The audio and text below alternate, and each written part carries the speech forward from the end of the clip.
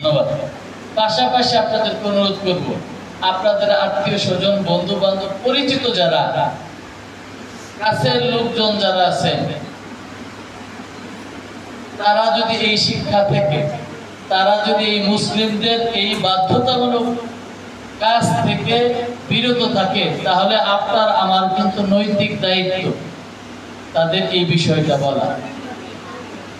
তাহলে আপনার আমার দায়টা অনেকটা সেরে যাবে। পরে যখন বলতে পারবো, আমার বোনকে বলেছিলাম তোমার বাচ্চাটাকে মাদ্রাসায় ভর্তি করাবো, অথবা যদি স্কুলেই ভর্তি করাইতেছে তাহলে এমন একটা জায়গায় ভর্তি করাও যেখানে ধর্ম শিক্ষাটা বাধ্যতামূলক, সেইটা আগে শেখাবে, এরপরে বাংলা, অঙ্ক, ইংরেজি শেখাবে।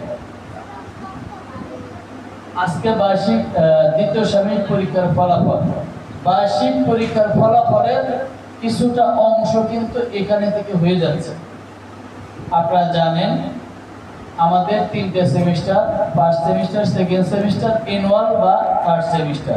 ফার্স্ট সেমিস্টারে 20% মার্কস অ্যানুয়াল সেমিস্টারে যোগ হবে। আজকের পরীক্ষার ফলাফলে 20% মার্কস অ্যানুয়ালে যোগ হবে। তার মানে ফার্স্ট সেমিস্টারে 20, সেকেন্ড সেমিস্টারে 20, 40%, অ্যানুয়াল বা বার্ষিক সেমিস্টারে 60%।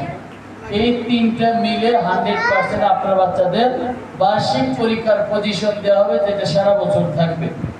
তার মানে আমি আবারও বলছি, বুঝে, আপনার বাচ্চাকে যদি ক্লাসে ফার্স্ট হতে হয়, ফার্স্ট সেমিস্টারে ভালো করতে হবে, সেকেন্ড সেমিস্টারে ভালো করতে হবে, অ্যানুয়াল সেমিস্টারে ভালো করতে হবে।